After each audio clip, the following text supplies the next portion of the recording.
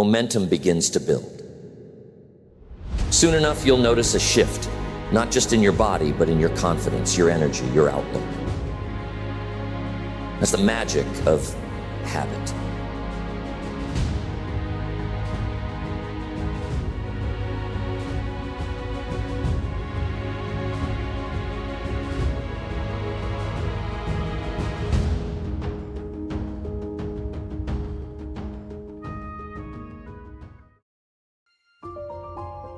Imagine that possibility for a moment.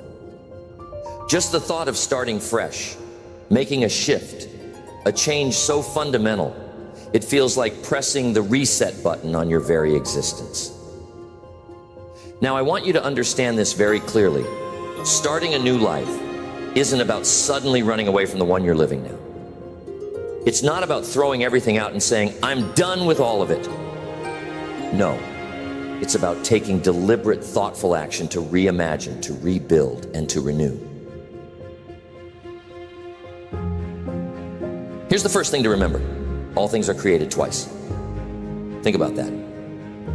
Everything you see, everything around you, was first an idea. Someone dreamed it up, imagined it, planned it, before they ever brought it to life. A skyscraper, a city, a business, a career, all were created twice, first in the mind, then in reality. And your life is no different.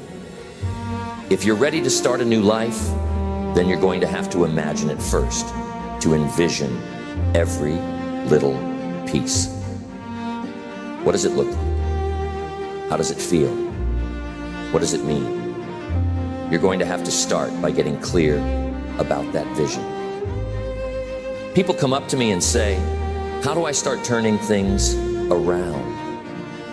They've had enough of the old habits, the old routines, the old story they keep living out year after year.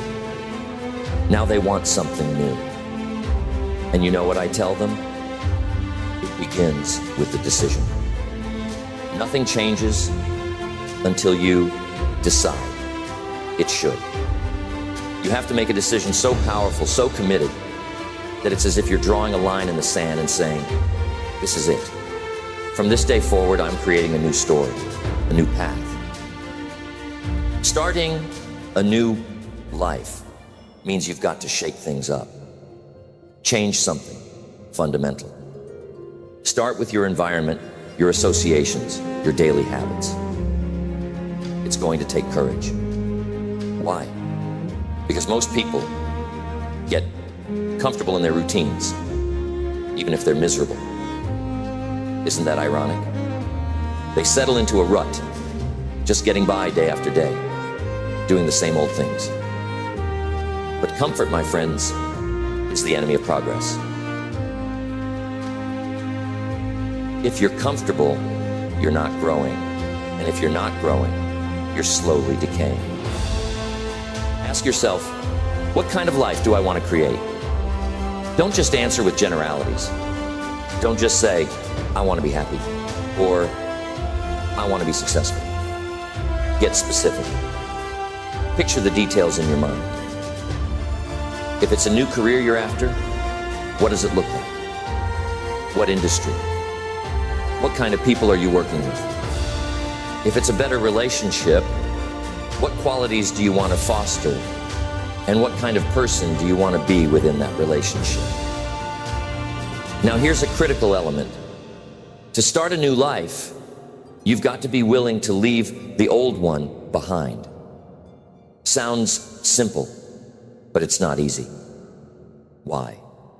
Because you've got attachments, and those attachments have shaped you. They've created your habits, your reactions, your beliefs. Some people think they want change, but they're still clinging to the old because it's familiar. Familiarity has power. You've got to get honest with yourself about what you're still holding on to that doesn't serve you anymore. Think about the people in your life. There are two kinds of people: those who will encourage you to rise to your potential, and those who will keep you anchored in your old story. You have to know who you're surrounding yourself with. If you're constantly around people who doubt, who worry, who are forever complaining, chances are you'll find yourself doing the same. But if you align yourself with those who have vision, who are excited about possibilities, who are actively growing, then, my friends, that energy is contagious. It lifts you up, it inspires you, and it holds you to a higher standard.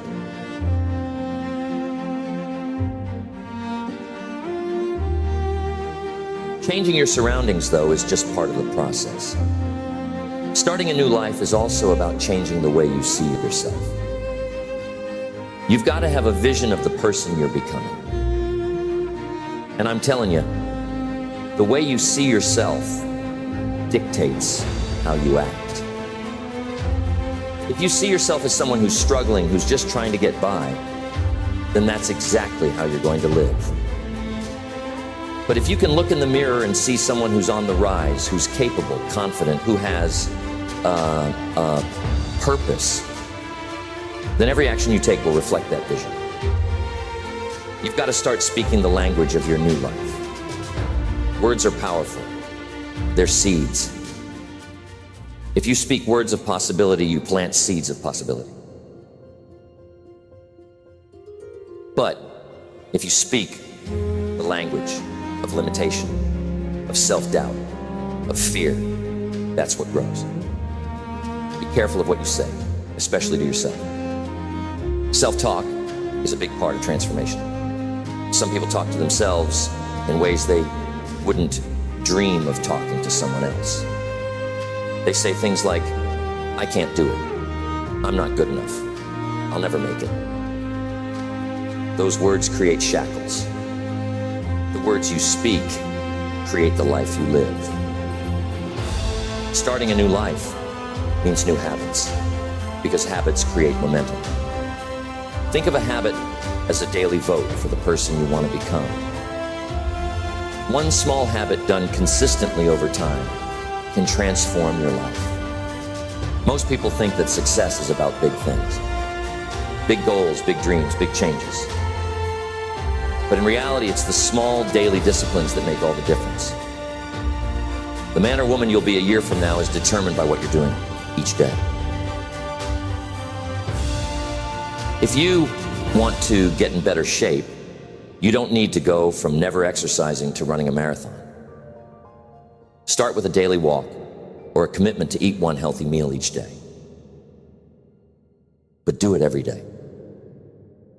If you do something small each day, it compounds.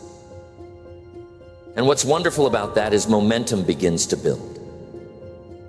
Soon enough, you'll notice a shift, not just in your body, but in your confidence, your energy, your outlook.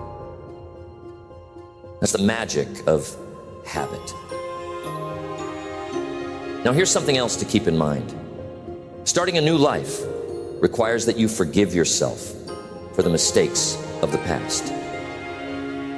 You've got to let go of regret. I've met so many people who are haunted by what they didn't do or the mistakes they made. But I'm telling you, regret can be poison if you're not careful. If you're holding on to regret, it will weigh you down, keep you from moving forward.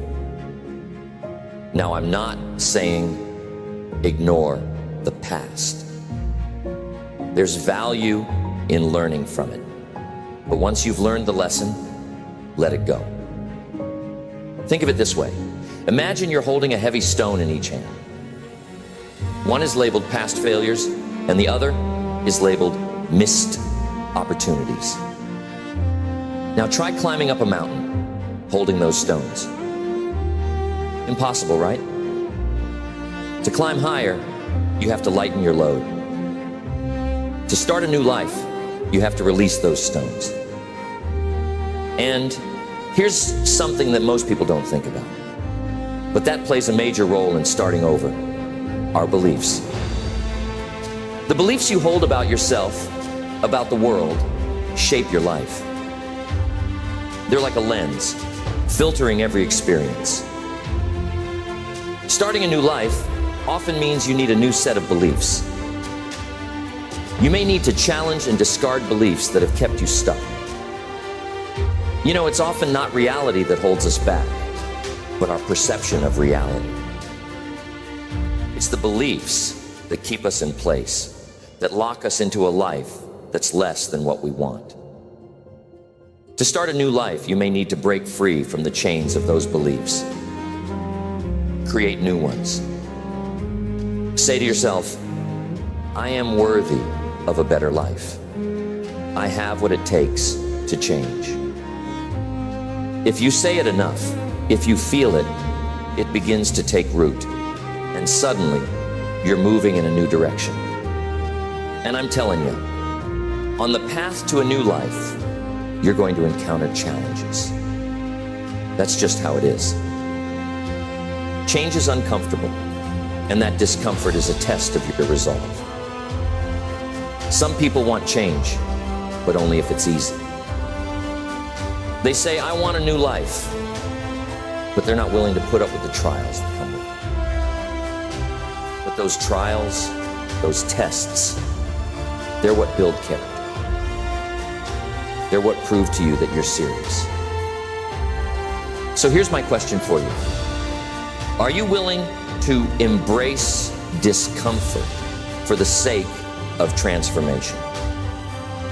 Are you willing to be a little uncomfortable, a little uncertain, a little bit challenged? Because that's what starting a new life requires.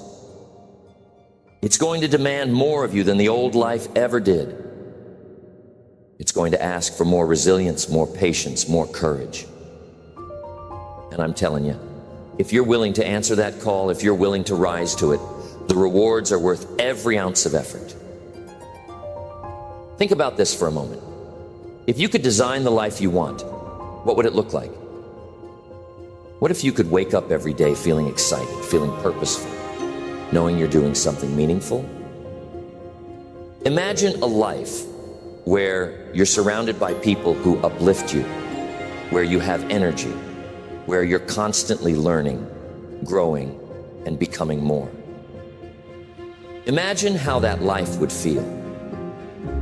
Now ask yourself, what am I willing to do today to move closer to that vision? Because that's how you start a new life. One step, one choice, one decision at a time. It's not about perfection. Don't wait for everything to be lined up perfectly. Don't wait for some magical moment where everything just clicks. There is no perfect moment. There's just now. And now is the moment to begin, to make a decision and to take the first step, no matter how small. When you wait for perfection, you give yourself an excuse to do nothing. You say, I'll start when the timing is right, or I'll wait until I'm ready. But if you're always waiting, then you'll never actually begin. And I'll tell you, once you do begin, the path becomes clearer.